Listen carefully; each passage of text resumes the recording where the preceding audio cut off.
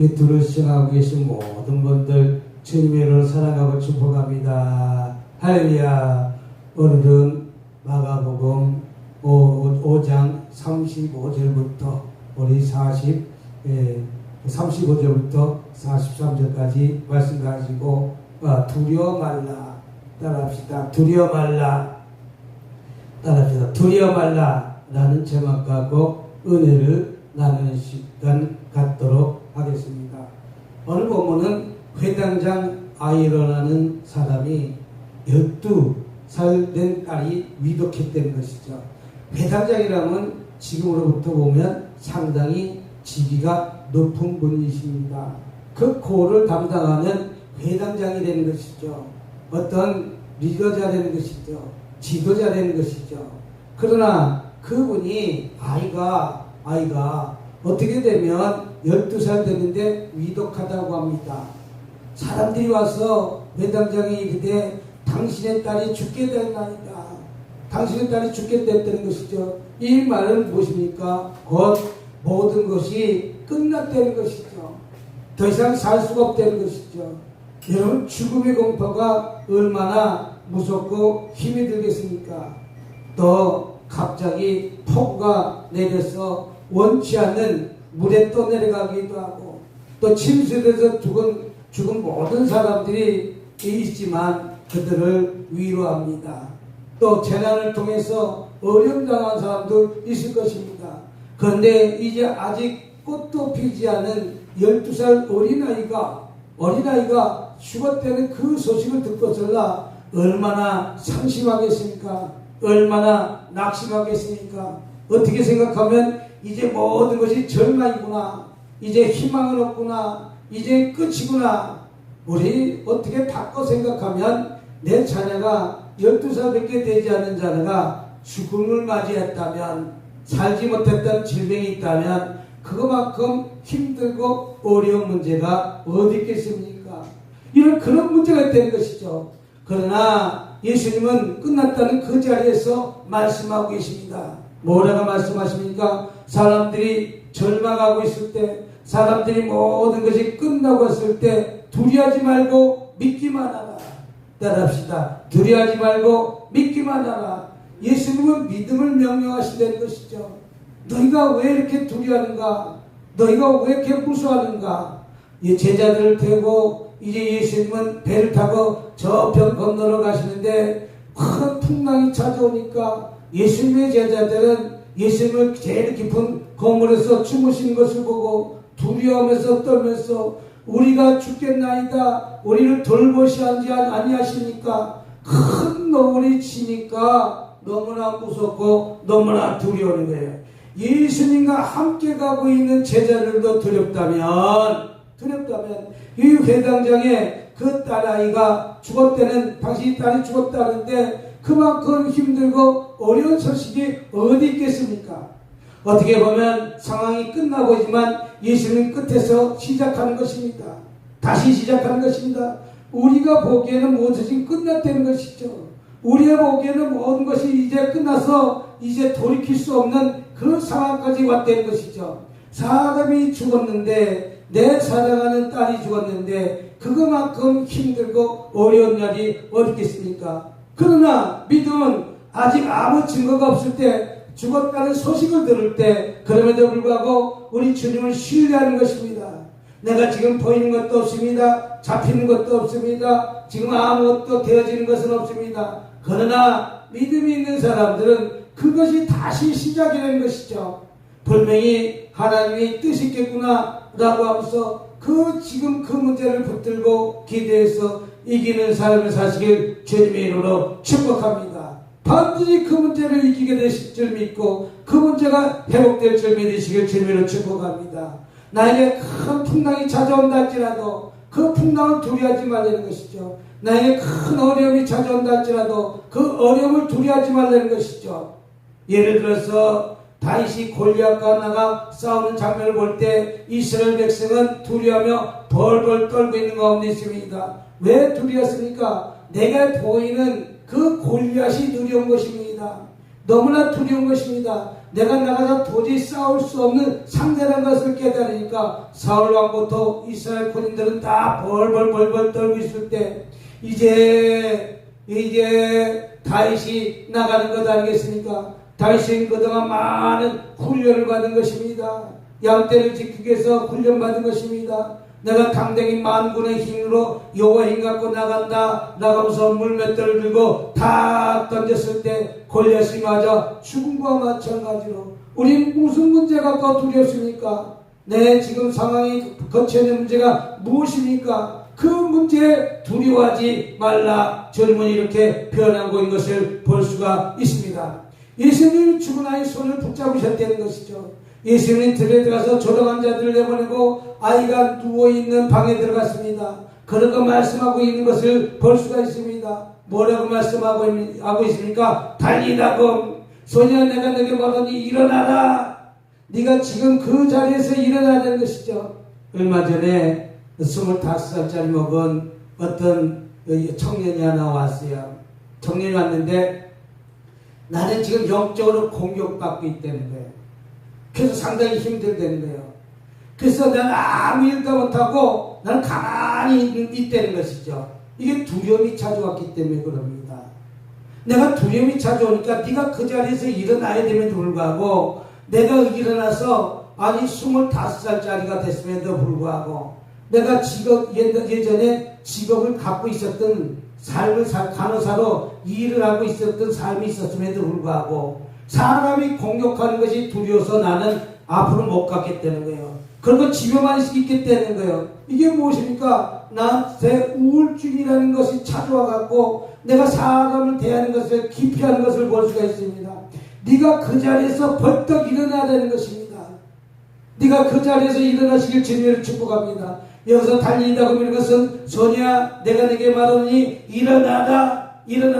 죽은 아이가 벌떡 일어나는 일이 일어난 것을 볼 수가 있습니다. 예수님의 말씀에 생명을 불러온다는 것이죠. 예수님의 말씀에 손이 죽음을 넘어섰다는 것이죠. 오늘도 주와 이름이 예수님에게 우리의 손을 맡기기만 하면 예수님의 옷자락만 붙잡기만 하면 죽었던 문제가 도저히 해결되지 않은 문제가 회복되는 기적 같은 역사가 오늘 시간에도 일어난다는 사실 믿으시길 주님으로 축복합니다. 우리는 무엇이 두렵습니까? 세상이 두렵습니까? 파도가 두렵습니까? 어떤 문제가 부닥쳐서 죽겠습니까? 내가 사람 만나는 것을 두려워합니까? 무엇이 두렵습니까? 그 두려움을 떨쳐버림에도 불구하고 내가 그 두려움을 떨쳐버리지 못하고 한 걸음도 바깥에 못 나간다는 거예요.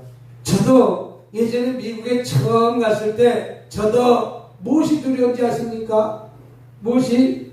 나는 미국 가서 나연 내 설교가 통할까? 이것이 두렵습니다. 내가 가서 만약에 설교를 한다고 해서 내가 그것이 가능할까? 이것이 두렵습니다. 그러니까 난 미국에 집회 못 간다 라고 손사들 치는 것 아니겠어요?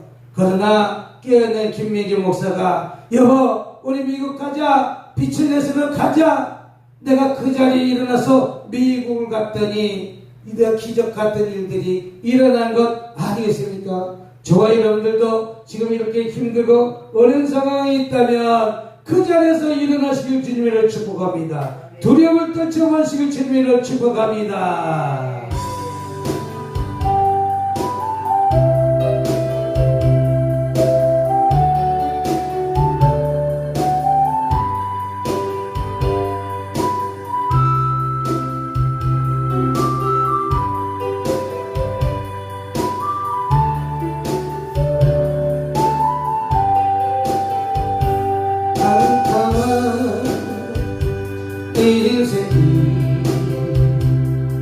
홀로 걸어가다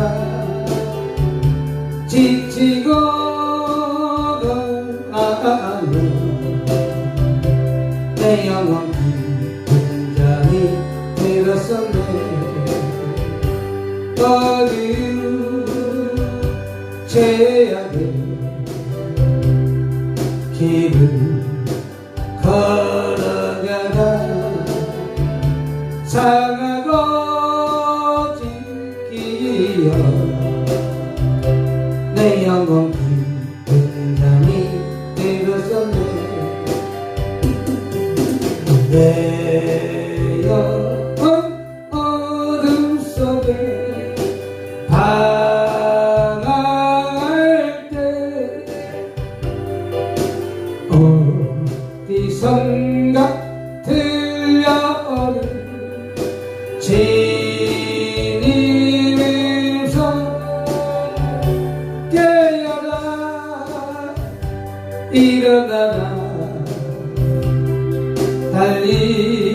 달리다가 일어나라 일어나라 죄악에 잠자던 영혼아 달리다가 깨어나 일어나 걸어라 어둠은 흘러가고 새들이 다가오네 주님 오실라 멀잖았네 어둠 속에 잠자던 영혼 일어나라 일어나 걸어라 달리다가 일어나라 주님은 떠나서 세상을 향해 맘대로 거짓하며 내 영혼 먼 곳으로 나갔었네 인생의 어려움 절망 가운데 남들과 알 수 없는가 내 영혼 슬픔 속에 잠이 드네 주님을 떠나서 방황할 때 어디선가 들려오는 주님의 손 깨어나 일어나라 달리다가 일어나라 일어나라 죄악에 잠자던 영혼아 달리다가 깨어나 일어나 걸어라 어둠은 올라가고 새날이 다가오네 주님 오실 날 멀잖았네 어둠 속에 잠자던 영혼 일어나라 일어나 걸으라 달리다가 일어나라 그래서 그 청년은 자기가 너무나 마귀가 공격해서 힘들다는 거예요. 그리고 내 말은 뭐라고 얘기를 하냐면 내가 이렇게 괴로운데 어떻게 일을 하냐 이거죠. 내가 바깥에 일을 할 수가 없다는 것이죠. 하나님은 내 기도 한 번도 들어준 적이 없다는 거예요. 여러분 하나님이 들어주지 않은 것이 아니라 여태까지 많은 것들을 들어줬지만 내 자신이 깨닫지 못하는 것이죠. 그래서 저렇게 불만이 많고 저렇게 방 안에서 운동 생활하고 있는 그 모습을 보고 어머니가 여기까지 모시고 온 거 아니겠어요? 데리고 간 거 아니겠어요? 그래서 이제 어머니를 모시고 잠깐 별도로 상담을 했어요. 저 아이가 저렇게 불평하고 원망한 것은 뜻이 있습니다. 내가 25살 되기 전에 혹시 치아 교정해달라고 떼쓴 적이 없습니까? 얼굴에 점 빼달라고 떼쓴 적이 없습니까? 이때는 것이죠. 몇 살 때 그랬습니까? 막 청소년 때, 이제 고등학교 막 들어간 그때 그 얘기를 했다는 거예요. 근데 안 해줬다는 것이죠. 뭐 물질로 그렇게 넉넉하지도 않고 뭐 굳이 해주려고 하면 해줄 수도 있는 길도 있었다, 이렇게 표현한다고 합니다. 그 아이가 지금 불평하고 원망하는 것은 왜 나에게 이런 치아가 툭 튀어나왔으니까, 뻐덩이를 툭 튀어나왔으니까 조금만 교정하면 그렇게 치과 가서 상담도 한번 받아봤고 교정했으면 저희가 상처를 받지 않았는데, 얼굴에 또 점이 몇 개 있는데 그 점을 본인은 빼고 싶었었는데, 나는 청소년 시기에 돈도 없고 가짐도 없고, 내가 하나님께 아버지 이 점 때문에 나는 힘들어요, 하나님 아버지 나는 이 치아 때문에 고민을 해요. 그랬을 때 그 문제를 해결했으면 저렇게 아이가 바깥에 나가지 않았을 것이다.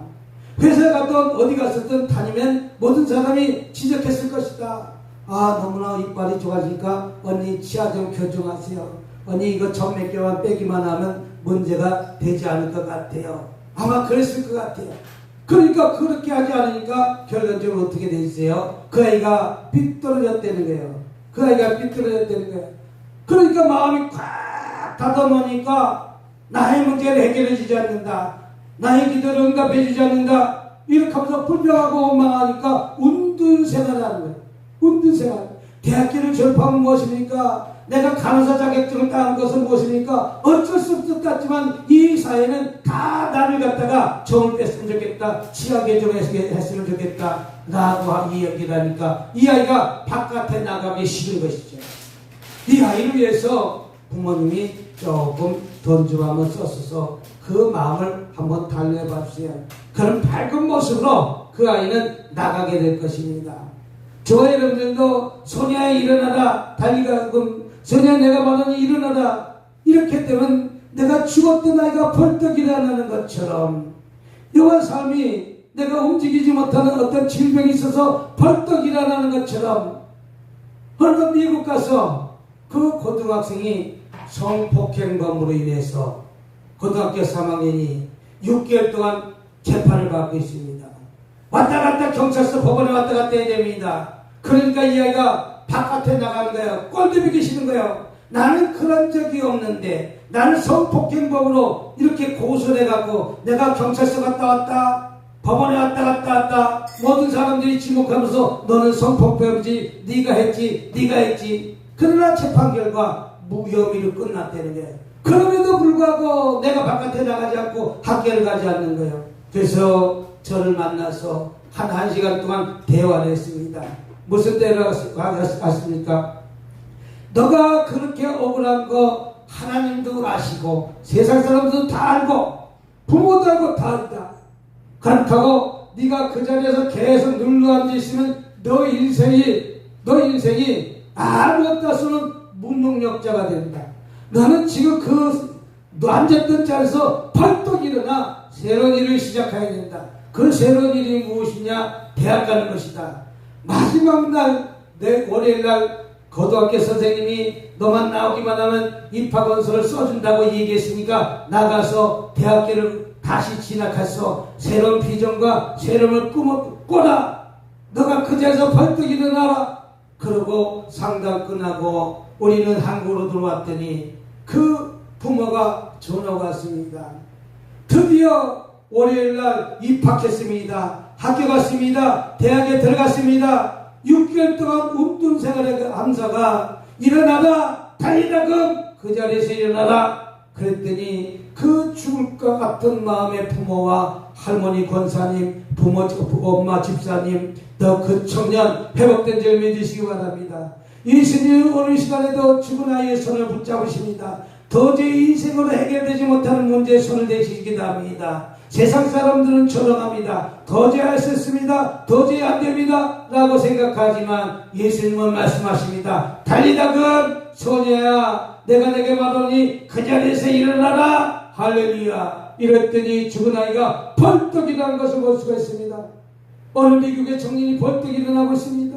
저와 여러분이 지금 우울증으로 내가 감옥 같은 방에서 우울증이라고 해서 움직이지 못하는 그런 질병의 자리에 있다면 그 자리에서 벌떡 일어나시길 주님으로 축복합니다. 예수님 말씀에 생명이 불러옵니다. 예수님이 손에 죽음을 넘어선다는 사실 믿으시길 주님으로 축복합니다. 저와 여러분, 너무 늦었다고 느껴지십니까? 아닙니다. 지금부터 시작입니다. 다 끝난 것처럼 보입니까? 아닙니다. 다시 시작합니다. 내 나이가 어땠어? 아직까지도 할 일이 많이 있다는 거예요. 아직까지 할 일이 많을 거예요. 그러니까 예수님 지금도 말씀하십니다. 두려워 말고 믿기만 하라. 따라합시다. 두려워